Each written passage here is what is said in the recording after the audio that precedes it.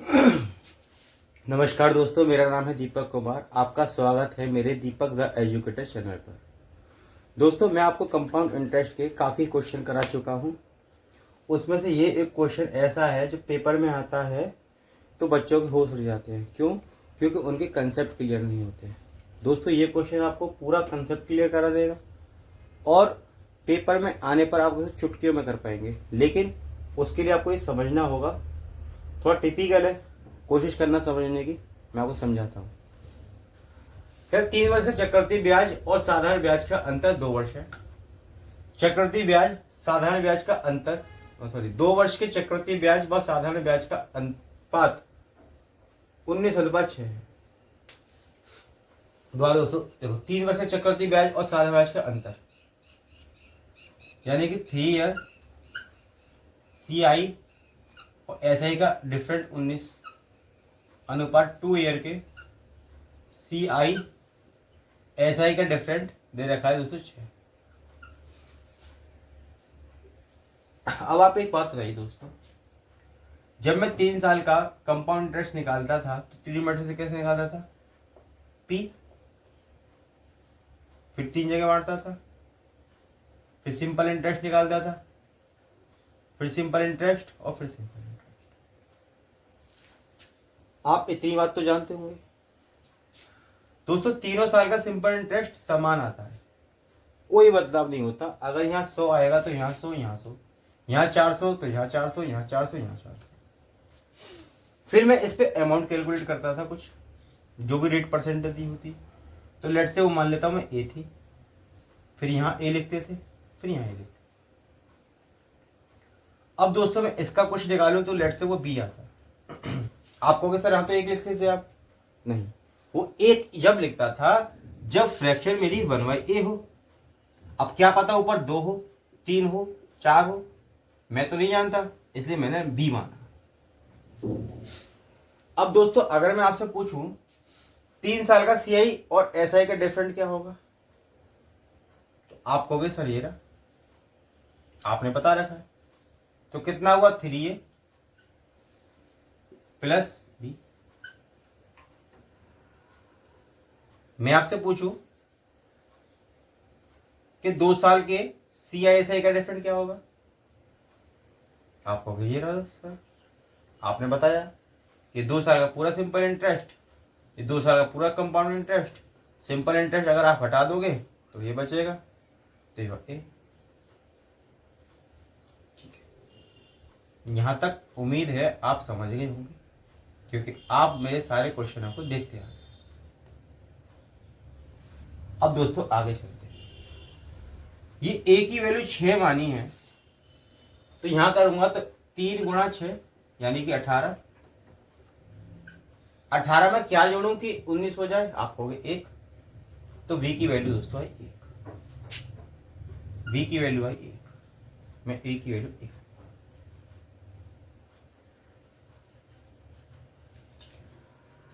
A की value दोस्तों 6 लिख देता, तो यहां भी 6, यहां भी 6। अब दोस्तों ये 1 आया क्यों? 1 आया जब मैंने इस पर कोई रेट दी होगी, उससे कैलकुलेशन करी होगी, यानी कि 6 से 1, 1/6 गुणा के लिए। भाई क्यों आता था? जब मैं इस पर भी कोई कैलकुलेशन करता था तो वही निकालता था। अब इस ब्याज पर भी ब्याज कैलकुलेशन करता था, तब मेरा 1 आता था। मान के चलो वो मेरा 1/6 ही होगा, ये तो 6 आएगा। अरे समझे कि नहीं? समझ गए होंगे, बहुत समझदार है। अब दोस्तों पूछा क्या है? दर ज्ञात करो, रेट ज्ञात करो। तो 1/6 क्या होता है? 1/6 16 सही 2/3%। उम्मीद करता हूं ये क्वेश्चन आपको समझ में आया होगा। दोस्तों मैं आपको दूसरा क्वेश्चन कराता हूं।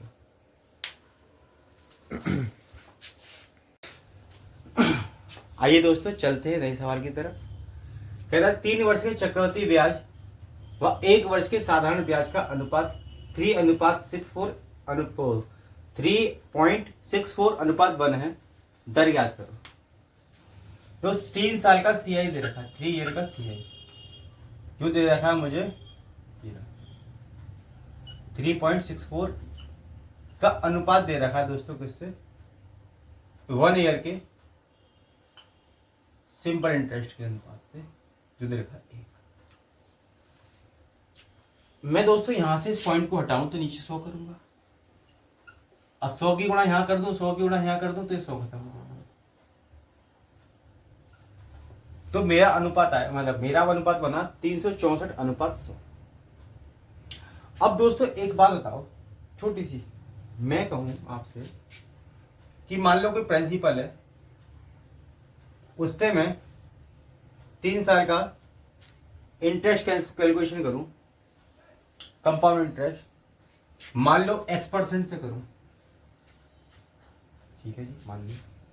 तो पहले साल जो इंटरेस्ट आएगा वो ऐसा ही जो भी होगा, दूसरे साल भी ऐसा ही कि होगा, सेम होगा, सिंपल इंटरेस्ट सेम होगा, तीसरे साल भी सिंपल इंटरेस्ट।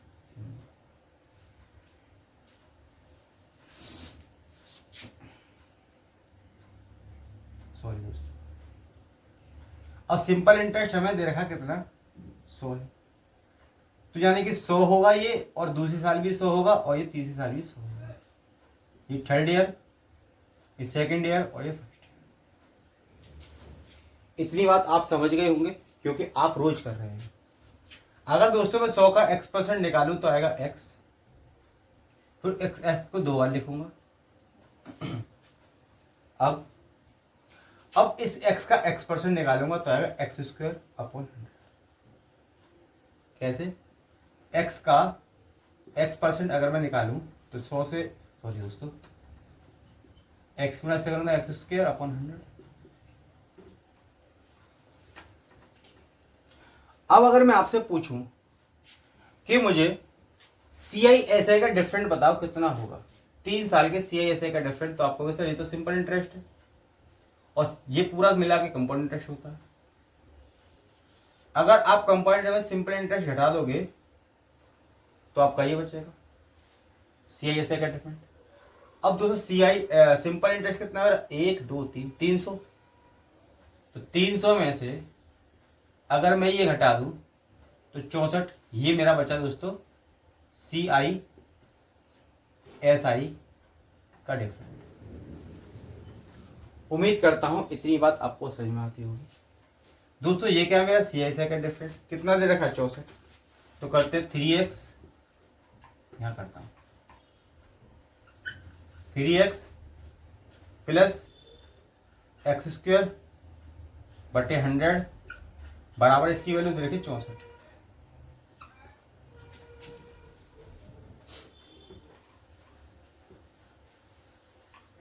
अब दोस्तों कैलकुलेशन करूंगा तो 300 x x² बराबर 64, 6400 ये उधर पहुंच जाएगा।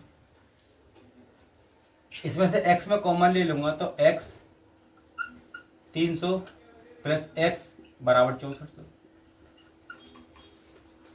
अब दोस्तों मुझे ऐसा एक नंबर देखना है कि जिसको मैं जोड़ दूं और उससे गुणा कर दूं तो 6400 आना चाहिए। अब दोस्तों मेरे पास 8% है, मैं ऑप्शन से जाऊंगा। मैं मानता हूं पहला ऑप्शन में 20 ही ले लेता हूं, x की वैल्यू में 20 ले लेता हूं।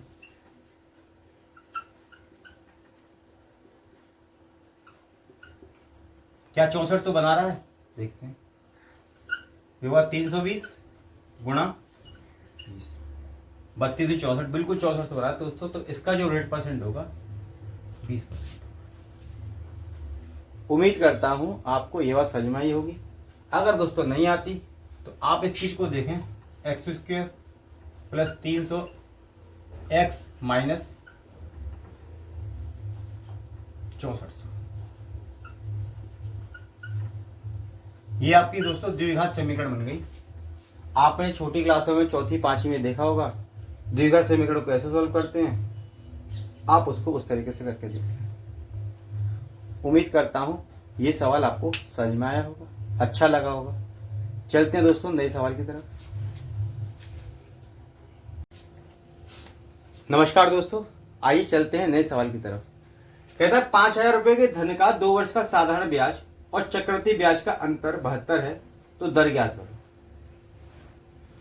दोस्तों आपको मैं एक बेहतरीन सा पॉइंट देता हूं जो अच्छा सा है, जो क्वेश्चन में आपको चुटकी में उड़ा देगा, लेकिन उस कंसेप्ट को समझने के पहले आप थोड़ा सा पेशेंस रखें।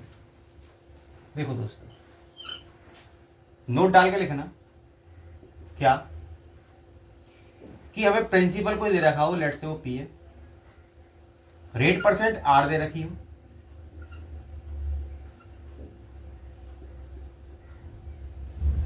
और समय दोस्तों टी हमें 2 ईयर दे रखा हो, और सी आई एस आई का डिफरेंट मान के चलो वो डी दे रखा हो। तो क्या करेंगे हम, पी का जब आर परसेंट निकालेंगे तो आएगा पी का आर परसेंट, तो पी आर बटे 100। दूसरे साल निकालेंगे तो फिर पी आर बटे 100। फिर कंपाउंड रेट निकाल के देखेंगे तो दोस्तों इसका जब मैं रेट परसेंट निकालूंगा तो आएगा पी आर बटे 100 इंटू आर बटे 100।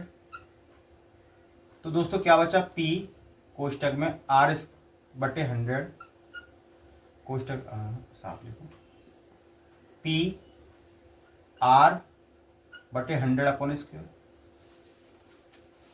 तो इसका जो ब्याज पर जब मैं ब्याज कैलकुलेशन करूंगा तो पी कोष्टक आर स्क्वायर पर हो जाएगा। तो पी आर पे बटा 100 अपॉन। दोस्तों इतनी बात आपको समझ में आई होगी। अब मैं आपसे पूछता हूं कि आप मुझे सिंपल इंटरेस्ट बताओ जी कितना होगा, तो आपको ये रहा सर। कंपाउंड इंटरेस्ट कहाँ है, ये रहा पूरा। सी आई एस आई का डिफरेंट ये रहा। दोस्तों सी आई एस आई का डिफरेंट मुझे दे रखा है पी आर बटे 100 का होल स्क्वायर बराबर डी। अब दोस्तों अगर मैं पी को इधर ले जाऊं तो क्या करूंगा, तो अगर डी बटे पी, डी बटे पी। अब वर्ग वाली तरफ ले जाऊं तो अंडर रूल लगा दूंगा, ठीक है जी। अब जब मैं आर निकालूंगा तो गुणा 100 कर दूंगा। तो दोस्तों समझ में क्या आया, ये एक मेरा फॉर्मूला बन गया क्या कि अगर मुझे प्रिंसिपल दे रखा हो, रेट दे रखी हो, समय 2 वर्ष, सी आई एस आई का डिफरेंट कुछ भी दे रखा हो, तो इस फॉर्मूले से मैं इसको आराम से इजी निकाल सकता हूं। कैसे सर, आप करके बताओ। देखो दोस्तों, मूलधन दे रखा है मेरा 5000, मूलधन है मेरा 5000 बट सी आई और एस आई का डिफरेंट दे रखा है 72 रूट इंटू 100। तो दोस्तों इसे 2 से काटूंगा तो कटेगा 36 बार,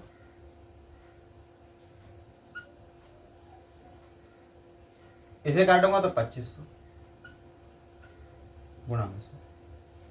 अब ये 6 का और ये 50 रूट से बाहर करूंगा तो फिर गुणा 100, 50 से कम 50, 50 दूनी 100 और 2 छिक्के दोस्तों 12%। मेरा डायरेक्ट आंसर आएगा। आइए दोस्तों चलते हैं कंपाउंड इंटरेस्ट के एक नई टाइप की तरफ। दोस्तों उससे पहले आप मुझे 2 बात बताइए। मान लीजिए रेट परसेंट मेरा 10% है, तो मैं आपसे पूछूं 2 साल का प्रिंसिपल और अमाउंट का रेशियो बताओ, तो आप कहोगे बहुत सरल सर जी, कैसे? 10% की फ्रैक्शन निकालते हैं तो 1/10, तो कोई दिन 10 से 11 हो गया, फिर कोई दिन 10 से 11 हो गया, ये हो गया 100, ये हो गया 121। पिछली क्लासों में आप सर सिखाते आ रहे हो, ठीक है। अब मैं अगर आपसे पूछूं 1 साल का बताओ, सर आप 1 साल का क्यों पूछ रहे हैं? मैं बेटा इसलिए पूछ रहा हूं कि जो रेट निकालते हैं ना, वो होता है 100 रुपए पर 1 साल का ब्याज। अच्छा सर इसलिए पूछ रहे हो, तो सर आप क्वेश्चन मत करो, इसका वर्क कर दो।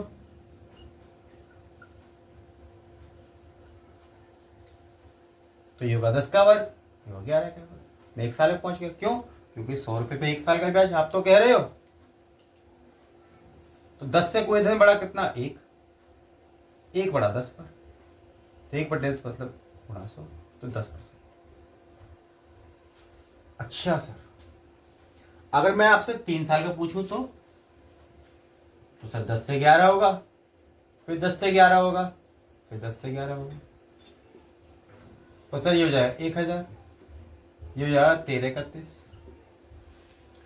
अब मुझे 1 साल पर जाना है तो कुछ नहीं सर, क्यूब कर दो।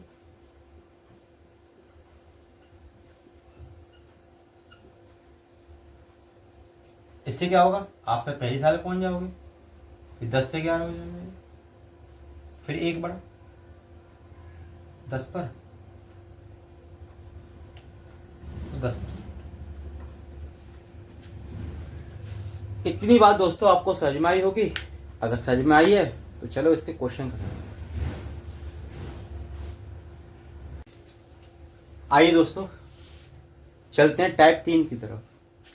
कह रहा 225 का धन 2 वर्ष में 256 हो जाता है, तब चक्रवृद्धि ब्याज की दर ज्ञात करो।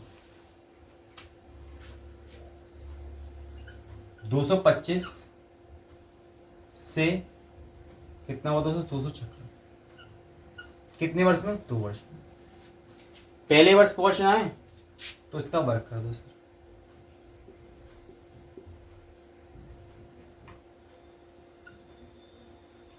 दूसरे था 15 का वर्ग, ये था 16 का। 15 से कोई धन 16 हो गया तो मतलब 1 बड़ा 15 पर गुणा के लिए 100। तो दोस्तों 1/15 होते हैं 6 सही 2/3%।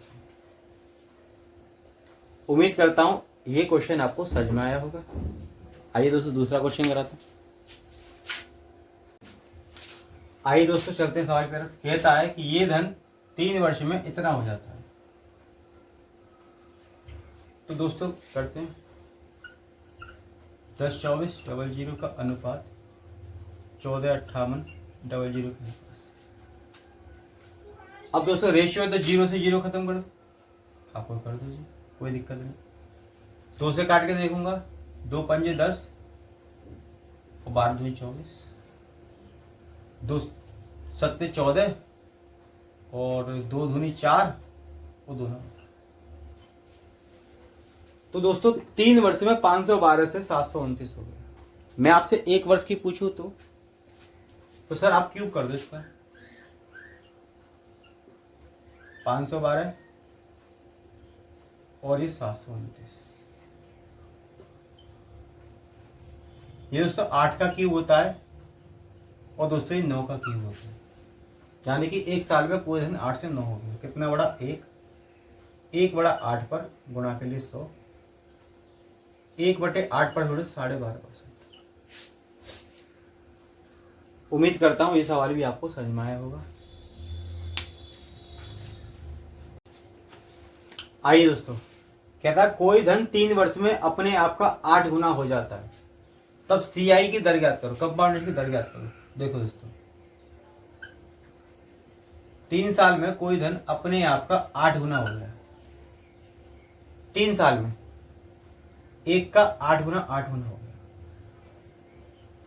तो फर्स्ट साल में पहुंचना तो क्यूब करूंगा, तो 1 का क्यूब 1, ये 2 का। अपने आप का कितना बड़ा, 1 बड़ा 1 पर गुणा के लिए 100। तो दोस्तों 100%। उम्मीद करता हूँ ये क्वेश्चन भी आपको समझ में आया होगा। दोस्तों राधे राधे, मिलते हैं कल इसके अगले क्वेश्चनों की तरफ।